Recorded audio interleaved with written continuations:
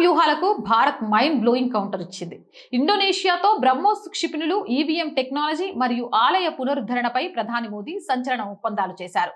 China string of players పేరుతో ఒక వ్యూహాన్ని రచిస్తే భారత్ చాలా నిమిషబ్దంగా నెక్లెస్ ఆఫ్ డైమండ్స్ ని సిద్ధం చేస్తోంది. అయితే ఇప్పుడు భారతదేశం కూడా ఎక్కువ శబ్దం చేయకుండా తనదైన ప్రత్యేక మార్గంలో వెళ్తున్నట్లు కనిపిస్తుంది. దీని ఉద్దేశం యుద్ధం చేయడం కాదు, హిందూ మహాసముద్రంలో భారతదేశానికి కూడా బలమైన వ్యూహాత్మక ప్రయోజనాలు ఉన్నాయని ప్రపంచానికి చూపించడం.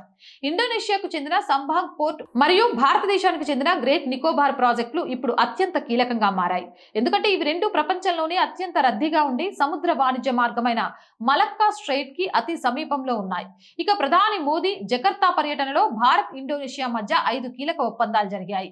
ఇండోనేషియా నుంచి నికెల్, రేర్ ఎర్త్ మరియు స్టీల్ ముడిసరుకు సరఫరాను భారత్ సురక్షితం చేసుకుంది. ఇక ఇండోనేషియా తన సొంత ఈవీఎంలను తయారు చేసుకోవడానికి భారత ఎన్నికల సంఘం సహాయం చేస్తుంది. ఇక ఇండోనేషియా మరిన్ని బ్రహ్మోస్ క్షిపణి బ్యాటరీలు మరియు అస్త్ర క్షిపణులను కొనుగోలు చేయనుంది. భారతీయ రక్షణ సాంకేతికత అంతర్జాతీయ ప్రమాణాలతో కూడుకున్నదని నిరూపిస్తుంది. చైనాపై ఉన్న డిపెండెన్సీ పూర్తిగా తగ్గుతుంది.